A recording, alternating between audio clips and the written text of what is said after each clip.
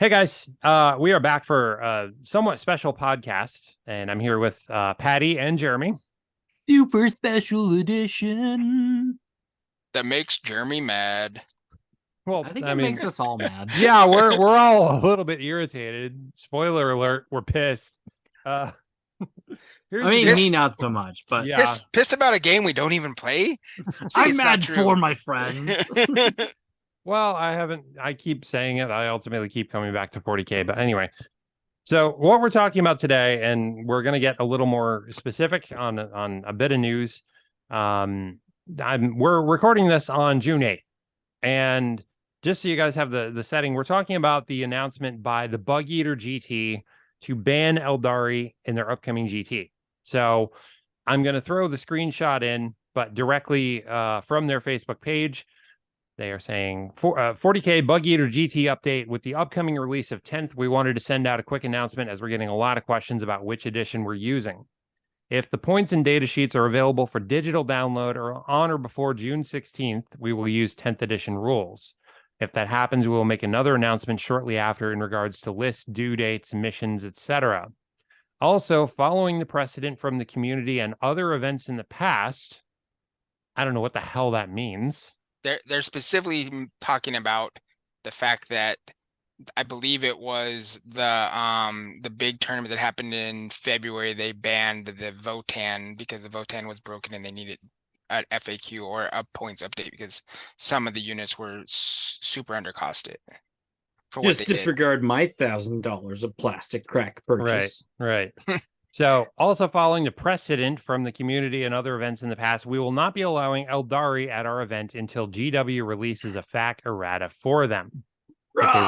If they release one, we will revisit this and update if needed. If all of the points and data sheets are not out by June 16th, we will be using 9th edition with our current GT pack that is in place. Hope to see everyone on the 24th and 25th of June. What the hell? So they're saying, first off, they're saying a core faction, a faction that's existed in the 40K universe for decades. Ever since it started. It was the first alien faction after orcs in Warhammer. So they're saying that this new edition is releasing without balanced or ready to use rules for a core faction that people have spent probably thousands of dollars on over the course of the past 2 decades. Is that fair? 3? 3, yeah, 3 decades. Okay, so 3 decades. Started in the 90s. I actually have a bunch of 1990s Eldar. They are dinky and small compared to everybody else. I still have that codex. I still have those models. Carry on.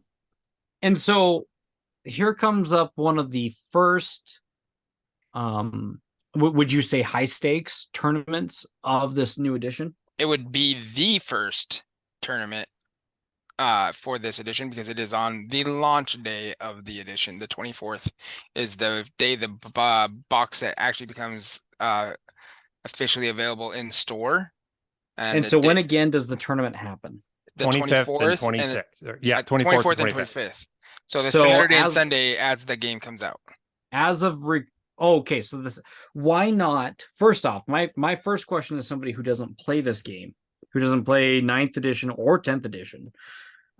First off, why would you organize an event of this caliber using a rule set that we've only received previews of release weekend instead of using an older edition of the game? So what they did, and I guarantee this happened before, they did is they booked their venue months in advance. They probably booked their venue maybe even as far back as November.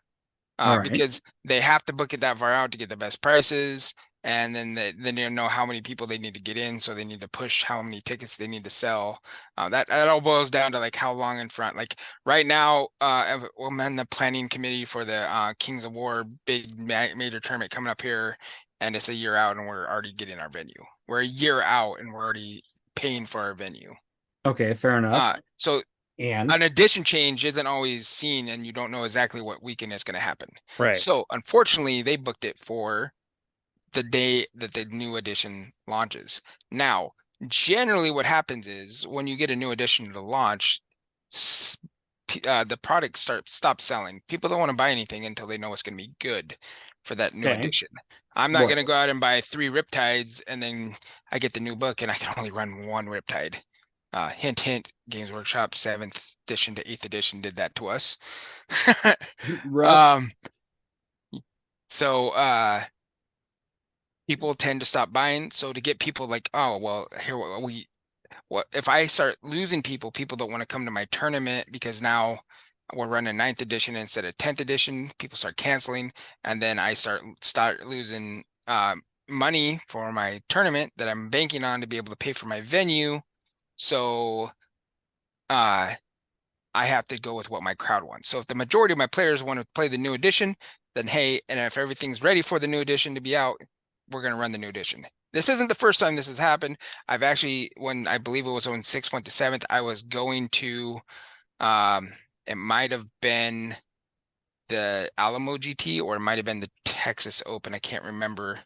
And it happened. The weekend that the TT was happening was also the new edition, and we had to change our list on the fly as we drove to the GT. And that luckily, sounds like a terrible user and luckily experience. I had enough models on me to cover the point differences. Yeah, like if you've got a long travel, if you're taking a long trip just to get there, you might not be so lucky. But I let's back up a minute, okay? Because there's a couple things about this that are just not smart, and I'm putting that very charitably. Number one, okay, credit where credit's due. They're at least saying if points and data sheets are available for download on or before the 16th. So they're giving people about a week to get stuff. Then they're saying, good, we'll use 10th ed rules. If not, we're using 9th. Okay, so I can at least say, good, you at least put something there. There's a line in the sand. You can see what you're doing. Here's the problem. Number one, you're just banning a faction that, again, as Patty said, has been around since the freaking inception of the game. A lot of people play. Inception. And arguably is no more or less broken. Thank you, Games Workshop, for actually playtesting your friggin' codexes and handling codex creep additions after we have mentioned this. You're just banning the faction. There's not even a fact. There's not even a data sheet. Comes out per the roadmap. I think, Jeremy, you said the day before the tournament for the Eldar. Okay, fine. So the official release for all the Eldar data sheets is the 15th by what Games Workshop has told us. Now, there has been some leaked photos. So I've seen a data sheet for a Wave Serpent. I've seen the data sheet for the weapons support platforms, I believe. The bikes, including the Farseer on the bike, and I think a regular Farseer, and the Viper, and maybe 2 infantry guys. Okay. Maybe the Rangers and the Striking Scorpions. And I'm not sure if these were released by Games Workshop in one of the articles. I can't follow every single article Games Workshop puts out. It's a lot. It's a leak. You don't know that that's official or what yet. It's a leak. Okay. One of my friends shared these photos with me, so I've seen these, and I from what I've seen on these sheets, I don't see anything that makes me want like say, oh, that seems super broken. As a matter of fact, like I'm looking at them and like here's a weapon. For the longest time, nobody knows that a lance has the lance special rule, and they get it. They used to be able to penetrate armor better, but weren't any better at killing a human. Well, there's no special rule for lance for these weapons in these pictures that I was sent. It's just twin bright lances, twin linked. No special rules at all. But if you go to the main rulebook, which I've read through now, I've spent some time to go through it because I was actually wondering why Hellstorm Wargaming was saying that the shooting rules are broken. There's a lance rule in the rulebook for the weapons. Like there's a special rule for lance, but it doesn't. The twin bright lance doesn't get the lance keyword for its weapon. Remember that the way they're doing these now, the weapons themselves have more than just the rules are more than just like the range, the number of shots, and all that other stuff. Now it also encompasses the BS and all the special rules there. Yes, yeah, but they also have keywords in them. So right, the twin bright lance does, just like you used to have like assault or something like that. That now it should have the keyword of lance after it. It does not. Okay. Um, So okay. but Neither like here nor there. D cannons do get devastating wounds as a keyword, and that's one of the special rules. Okay. So, and the shrieking catapults have assault, vibro cannons have heavy. So I don't know if it's just a mistake that, or maybe the lance word doesn't go on every Eldar weapon that has lance. Well, okay, we're really getting micro onto weapons here. I don't think they're banning them as a faction because I of actually that. no, that's why they're banning them. From what I've read now, I've just been looking at it. People are saying that the Eldars, there must have been an article where it talked about the Eldars tactics that are available to them, the blade storm tactics and stuff like that, lightning fast reflexes that are going to make the D weapons, the D cannons, devastating wounds. The wording for devastating wound is every 6 that you roll is a mortal wound. And there's an Eldar special rule, and it just lets you make all your rolls 6s. If you're playing Ulthway, I believe that's a craft world tactic. So you now have 3 D3 attacks that are all going to be automatic 6s. Oh, so a lot of wounds. That's all those will automatically become mortal wounds. Okay. And that's why they're saying that this needs to be FAQ'd and it needs to be fixed. I believe this is where the contention's coming from, but we don't know all the rules interactions. Well, not only that, but that immediately provides another solution just of saying, good, we're not going to allow anything utilizing D cannons. Great. I can build a list without D cannons. I can certainly live without D cannons. Yeah, but your entire faction? Yeah, that's what I'm saying. Yeah. Okay, good. If the problem is D cannons, then good. Say no D cannons. Don't say no Aeldari. Your entire faction is now invalid and you're not going to be allowed to compete in a GT. This is just stupid organization, stupid lack of playtesting, and really dumb that they're even doing it right on an edition launch. I think, if anything, I really just want to showcase how dumb this is, and just sort of as a this is me being a muckraker on TOs and tournament organizations, because I think there is no like policing going on right now. There really is no there is no authority on them. They just kind of arbitrarily go, well, this is what we're saying and this is what's happening, so deal with it. Yeah, and I would for a long time was a member of the tournament organizers for the ITC, and actually I'm no longer a part of it, but they had a Facebook group. I probably has moved over to Discord by now, who knows, where they were only the tournament organizers were supposed to be allowed in there, and if they would have private conversations that you weren't allowed to leak out to your public, because if you did and they found you out, they'd boot you out of there, and then you couldn't run tournaments anymore, or you could, but you just couldn't get like access to all their little inner working circle within the ITC. And Reese and Frankie, the owners of Frontline, they're really hands-off members of the ITC when it comes to that. They really let the TOs, for the most part, kind of police themselves and only get involved if a big, huge infraction happens. Right. So I personally don't know any of the people that run the Bugeater GT. I've never went to the Bugeater GT. It's in an area I would never probably go to. But it is a GT, so I believe that means it's over 50 players has to participate. And based on Reddit and based on their numbers, that's kind of what we have. The GT, that's like a qualifier for one of the bigger, more important tournaments, right? Well, they don't really qualify anybody anymore. Everything now there's no really invitationals left anymore, but there is the bragging rights to be the best player of each faction for the whole year. So if you play Eldar all year long and you win 3 major GTs, scoring really high points, and then you go to 2 of the next level up, which is like your LVOs or your BAOs, those will give you more points than your GTs, and then your local RTs, which are your local store runs that have to have, like, I think it's above 25 players. I can't remember the exact number anymore. It might be even less. It's been so long since I ran any of these. Uh, those give you even less points, but then you get, I think you get 6 RTs, 3 GTs, and 2 of the majors, and you add all those points up, and the one with the most points for the whole year long gets the best general in that faction, and then they get a prize. Right. So it does matter is the point. It does matter. Yeah, we're mostly like... bragging points. So like some of the big names out there that like always get like in this is like Pajama Pants. He's always in the top tier. There's a few others out there. I used to remember all these guys' names, but since I've got out, I don't remember. That's fine. That's yeah. Those guys they're known throughout the tournament scene for being top players, and they'll find stuff like this D cannon thing, and they'll abuse that because they know they can win with something like that. So that maybe something like this D cannon rule should be looked at, but I don't think it warrants the entire faction being banned.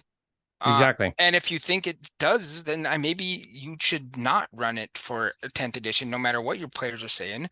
Also, I guarantee you, not every player that's going to that GT is on your Twitter or is on your Facebook, or unless you're emailing them. And even if you do email them, there's a chance they don't see that email that you send them.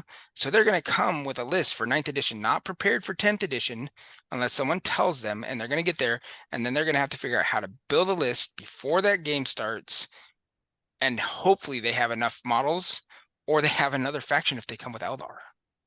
Right. Yeah. So, and that's a big part of the equation. Brewski, you were saying? Yeah, they're just saying they're just leaving a blanket statement on the same Facebook post from the Bugeater GT Facebook group. If they release a FAQ errata, we'll revisit this and update if needed. Okay, fine, but like we're literally 2 weeks out from the tournament as it is. How much time are they going to have? How much advance notice? Yeah, like I think this is literally a clusterfuck in the making, because you're going to have people. You are going to have at least one person show up with a 9th ed list if they're playing 10th, or with a 10th if they're playing 9th, and you're going to have at least one person bring Eldar and go, they didn't even know about this. Yeah, and then, I mean, especially in this economy, you're talking way more than just the price of the ticket that they're out of walking into the door. Right. And I personally, and I'm welcome to hear your guys' opinion.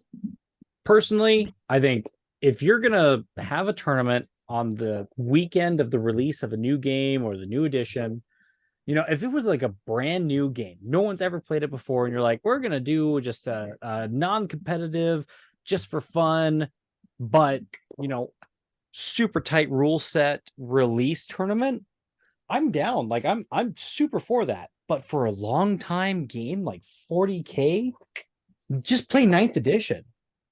And I'm sorry if I'm wrong, but that's the way that I see it. Agreed. It's just a point of like making it accessible to the players and making just a blanket rule known, and not having a bunch of arbitraries. It's like you're just going to make some snap decision, and everyone suddenly has to jump through a hoop. Or like, I mean, think about this. It's a GT. People have been, not everyone, I'm sure, but people have made whole armies from the ground up in prep for GTs. Yeah. Okay. Buying so great. models, putting them together, painting them. Right. So even if they are not long-term decade veterans of playing 40K or Eldar, you have a guy who probably spent a couple $100 on Eldar is reading this and literally is ready to take your GT and shove it. And not even just that GT, we're talking like the entire game. And if not even the entire game, like the company that's putting on the tournament too, like that's just bad management. Well, most of these tournaments aren't put on by a company. The smaller GTs, they're usually held by more like a gaming group. So when we were in El Paso, I ran GTs twice a year, usually at the Comic Cons, where the store MGS would sponsor us and give us the gaming space, but I had to pay them back basically everything they sponsored through the money I made off of the GT. But then we also would get prize support donated through some of the stores as well. So we would have prize support to give out to the players. Okay. Now, here's another question. Is this or is this not? I know they're using ITC rule sets. Is this actually an ITC tournament? So like a sanctioned event. So it is an ITC event, meaning that it is part of the ITC, but Frontline Gaming's themselves will not be there running it. So you won't see any of the ITC crew, the from Frontline, Frankie, Reese, the owners of Frontline won't be running this event unless they've been asked to. Sometimes they will come run GTs or majors sponsored by someone else if you get a hold of them and ask them. Usually they like to if they can make it to those, they are busy guys. They like to play them because they don't get to play much tournament wise anymore because they run the business. Fair. So for the most part, it's gonna be whoever's running the this Bugeater GT is gonna be the guy. He's gonna take all the heat. He'll have at least probably 3 judges helping him. And there might be a rules committee. They might have a small little rules committee. I had a 2-people rules committee to help me with my GTs. Unfortunately, one of them really didn't know the rules at all, and it wasn't much help. The other one was my ringer, and so he was playing most of the time as well. If we were on an odd player out, Okay. But look, and if you're the guy that's running the event, we're not trying to call you out, but by any means. And if you know the guy or you're familiar with the guy, please understand that this is not a you're a bad guy and you should feel bad type of conversation we're having. It is one of those things of like warning of note, like maybe you haven't done this before, maybe you've done it for a really long time and you've just kind of become complacent. But this is something that even from somebody who doesn't play 40K, me, and then my 2 counterparts here, one plays every once in a while and the other one played a long time ago, something to think about, because we don't want your event to fail. We want your event to succeed. Yeah, like I need to dial back a minute because I realize I'm coming off slightly, nuclear in the approach. But it's fair. Sometimes people need that. Because if you go soft on them, they're going to continue to make bad decisions. Yeah, like this kind of thing has been my problem, not just with the guys that are being TOs and organizing tournaments like this, but even with Games Workshop, because there's this attitude, and we've seen this now with Leagues of Votann, and we've seen this with the Book of Rust, where literally you had day 1 DLC. Because there were so many glaring issues, there were so many problems, there were so many errors that it's like literally good. We're putting out a product. Day 1, we have to band-aid it. We have to change it because literally there were things that with all of our extensive quality control and playtesting, we could not have possibly anticipated. Bull crap. I'm sorry. Yeah, and it is a lot more of a referendum on GW than it is on what did you say, Bugman Games or whomever? Just whoever's running the Bugeater GT.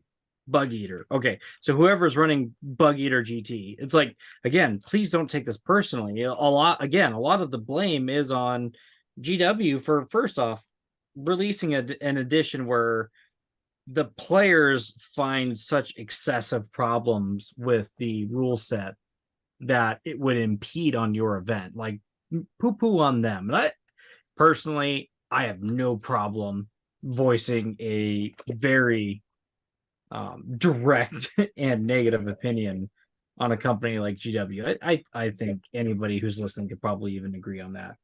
But again, just a word of advisement to Bugeater Games, or again, whoever's running this event, just run it in 9th, right? I mean, is that not an appropriate assessment to make? I mean, I would love to tell these people to run in a 9th, but you could, like I was saying earlier, you could lose people that are like not interested in playing an edition that's dead. These guys, they want to be, because now that we're in a new edition, that last season is going to end with that. They won't continue. So even though we're only like 4 months into the new season, they're going to end the season and start a new season because the new edition's out. Yeah, does that make sense? So these guys want to be, and I was wrong. This isn't a GT. It's called the Bugeater GT, but it's a majors event. I'm looking at their website right now. And so it's actually, and it looks like these guys set up a pretty big venue. It's actually 3 days long. It's Friday, Saturday, and Sunday. multiple games, not just 40K. Yeah, they'll be running an Age of Sigmar friendly event, Horse Heresy tournament, Mantic's Armada event, a Kings of War speed event on Friday. Saturday has a Kings of War GT, Warhammer 40K Majors, an Age of Sigmar GT, a bolt action tournament, the second day of the Horse Heresy. And then so there's a lot going on. On Sunday, you get the third day of the Horse Heresy. Everything just continues on Sunday. There's nothing really new except for there's something called the Golden Gobbo, which I don't know exactly what that is. Golden Demon, but smaller. I don't know. Maybe is that? Yeah, it's probably some type of painting. Yeah. So yeah, this is a pretty major event now that I'm looking at it in this scale. So you're up a level. This is no longer. This is almost. This is not your podunk backyard. Get everybody. This isn't even as small as my little GTs that I would have, where I get a lot of people from Texas coming. You're going to get people from a lot of different places here because this is your first majors event of the new season with the new rule set. So and it's a rather large.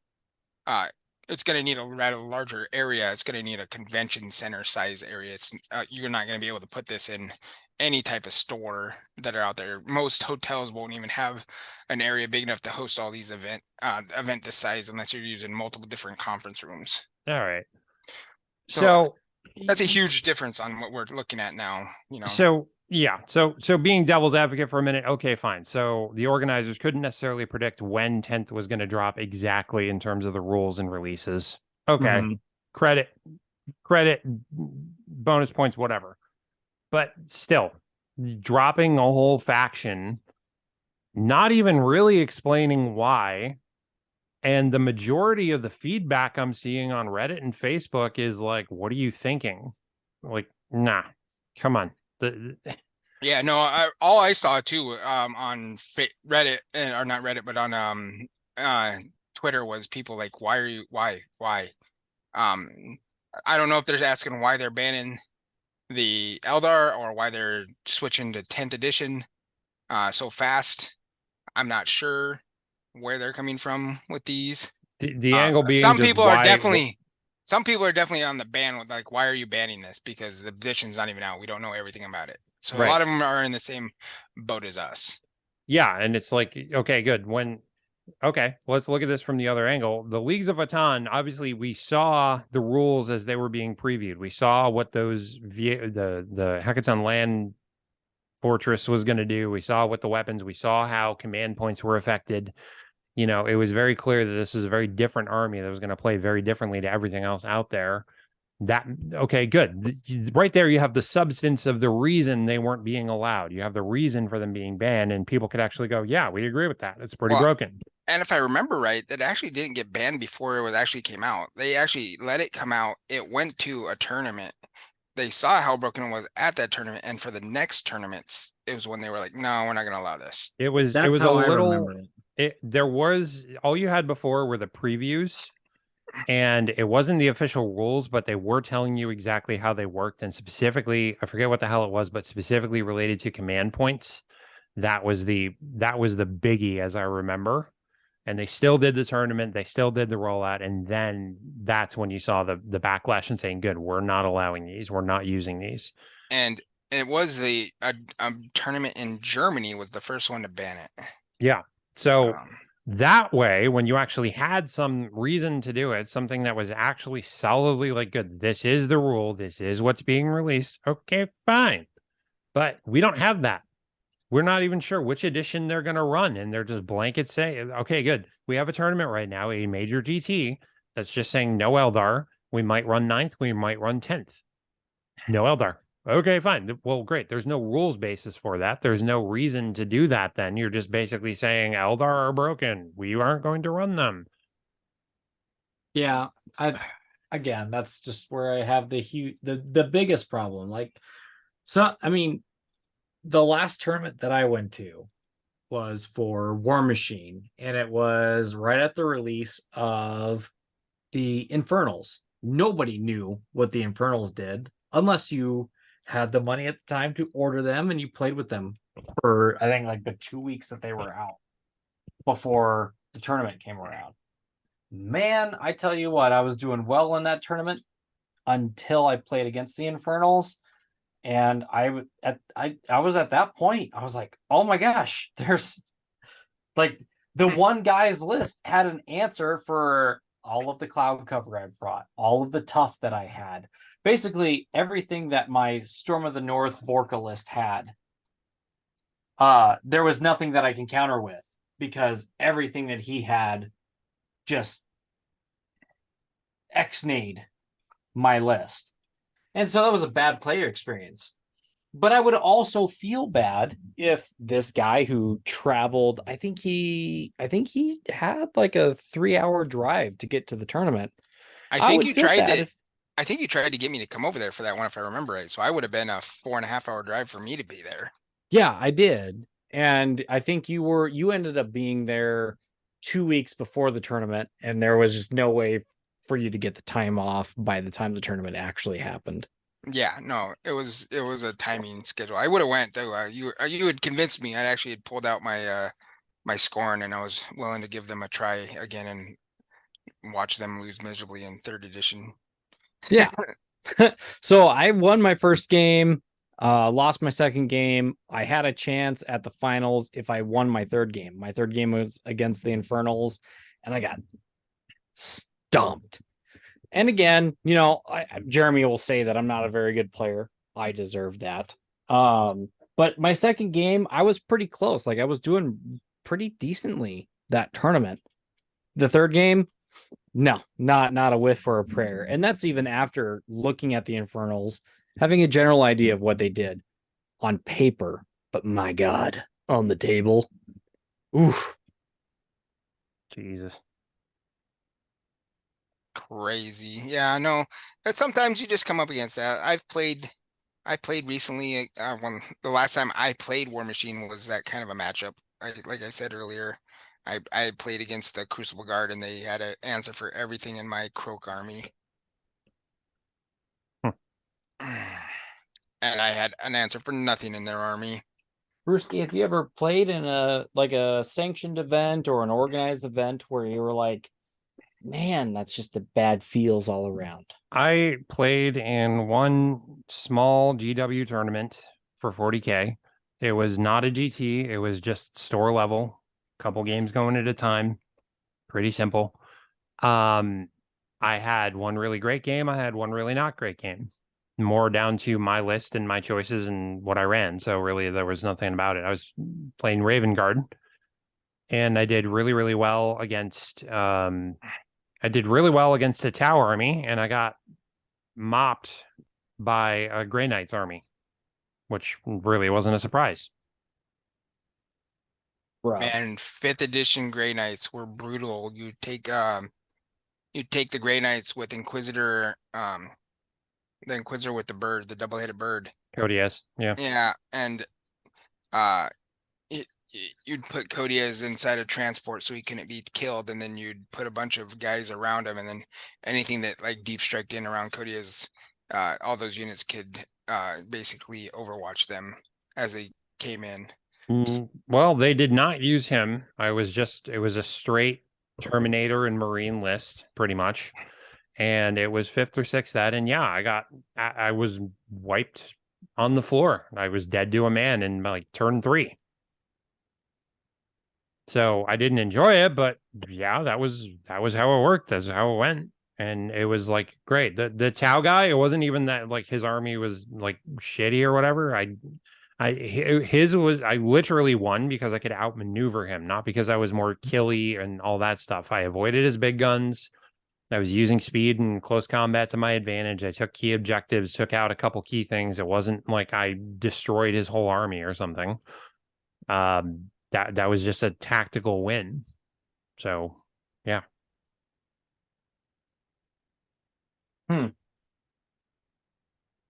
Yeah, I don't know if I'd ever run a. No, I know that I would never run a tournament personally where I would ban something sanctioned as legal by the official games maker or games publisher, because that would weigh too heavily of my conscience. Now, if the games maker came out and said, oof, yeah, no, we made a mistake.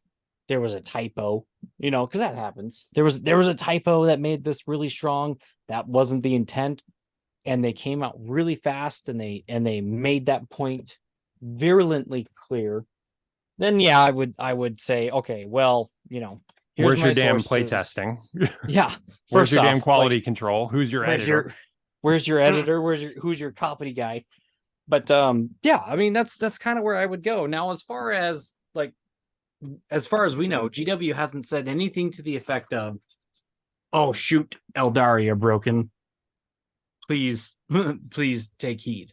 Right? So I haven't heard GW say anything's broken, but I have heard that there is going to be a day one FAQ. So the 24th, there will be an FAQ for something in the rulebook, and they haven't told us what.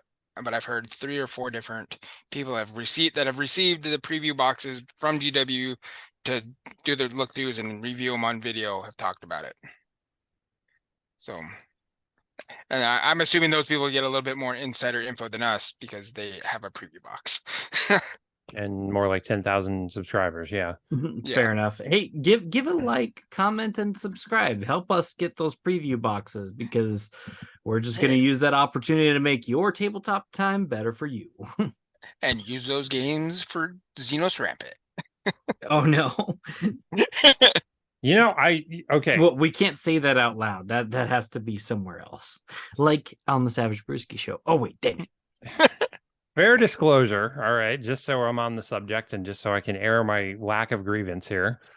I have no sponsors. I have no backers really beyond Patty and Jeremy, and that they go in on this with me. Woo! And I have not received any product to review, whether it's rules, books, miniatures, hobby supplies. I have none of that. Okay. And at some point, I probably will just pick things up and go, hey, I think you should use this. Hey, I think this is garbage. But I at least would like to say here and now that you're going to get a pretty down to earth, honest review of anything like that, if in the future I ever get those things. So if you have a product or you have a rule set that you want reviewed, by all means, fill me in on it. I will go through it. I will play test it. I will give you an honest take on it. If it's a hobby supply, I will put it to use and go, hey, this works, this doesn't. I've been meaning to get around to some of that for Huge Miniatures, which is not a massive company, but I've been buying a lot of their stuff and putting it to good use. So, that's kind of where I'm at. But I have no sponsors. I'm not saying this. I'm not backed. I'm not paid by anyone. So yep, you have a 100% honest take on what we're saying and what we're thinking here. We won't take any paid reviews. Now, if you want to have us review your product and you want to slide us some money, man, there's other ways you could slide us some money that would make me feel a lot better about giving a review on your product that doesn't actually invoke like a paid review. You can get mutants and you can throw Patty some moolah, or you can do coffee brand coffee. Brand coffee. War God will review on his channel for miniatures. You give me the miniatures, I'll review them. I think that works for just about anybody. Yeah. So now that we're done shilling ourselves, and still not getting anything from it. G Fuel, where are you at? Oh, come on, dude. They picked up Sniper Wolf. They think they're going to pick me up soon. I have faith in you, Brewski. All right, fine. I'll say it. I've gotten not direct offers, but I've gotten more promotion from like Dubby and Rogue and all these other guys, but I just don't stand by the formulas. I looked at what's in them. They're not necessarily better. Yeah, fair enough. Fair enough.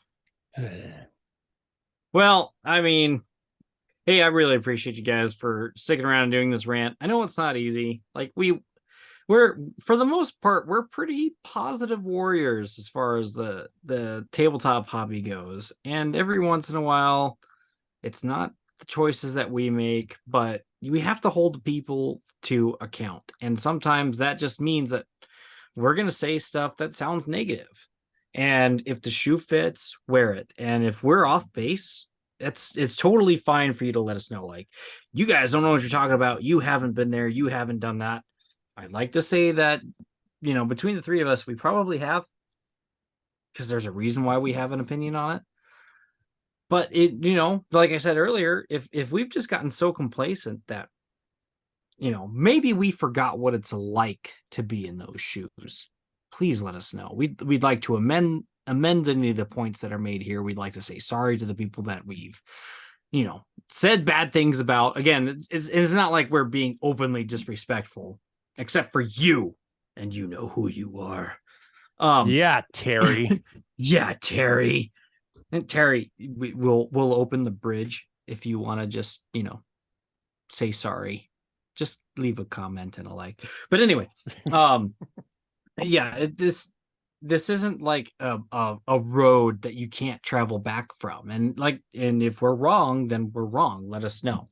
Otherwise, I'm gonna say, as an event organizer, you need to do everything that you can to make sure that the people who are traveling halfway across the nation on that, especially considering the price of travel these days, with an army, considering the prices of hobbies these days, you need to do the best that you can to make sure that you're doing right by as many people as absolutely possible. And for those that are left out, come up with something in addition to, rather than